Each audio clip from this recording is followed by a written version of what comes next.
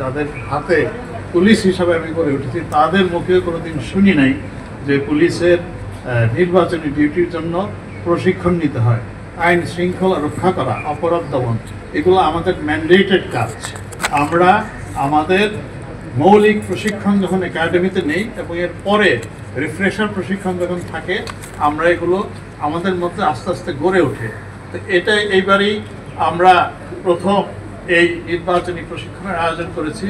মূলত আমাদের যে বেদনাদায়ক অভিজ্ঞতা আছে আগের 3টা ইলেকশন 2014, 18 এবং 24, যেটা নিয়ে নানান বিতর্ক এসছে, নানান ধরনের সমালোচনা আছে এবং দুর্ভাগ্যজনকভাবে আমরাও সেই বিতর্ক এবং সমালোচনার শিকার হয়েছি, অংশীদার হয়েছি, কারণ আমরাও ওই 3টা ইলেকশনেই পার্টিসিপেট করেছি।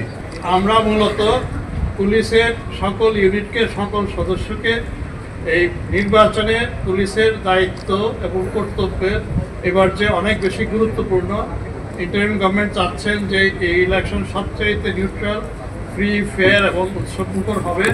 সেই জন্য আমাদের দায়িত্বটা আমরা যেন সবচাইতে ভালোভাবে পালন করতে পারি, সেজন্য আমরা নিজেরা প্রশিক্ষিত হচ্ছি। যারা এক সময় কোনো কারণে বিচ্যুত হয়েছে তাদেরকে পুনরায় আইনের শাসনে যে কথা বলা আছে, বিধিবিধান আইনে যে কথা বলা আছে, সেটাই আমি আবার রিফ্রেশ করিয়ে দিচ্ছি তাদেরকে।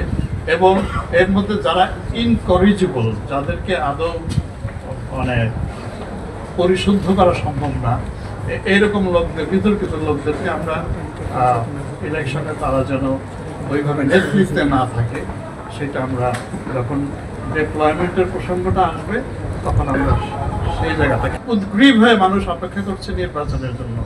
কাজেই এইখানে যেসব বাধা বিপত্তি আছে, বিশৃঙ্খলা আছে, অপরাধ আছে, সন্ত্রাসের প্রকোপ আছে, আমার বিশ্বাস সমাজের প্রতিটা লোক, কোনো লোকই চায় না।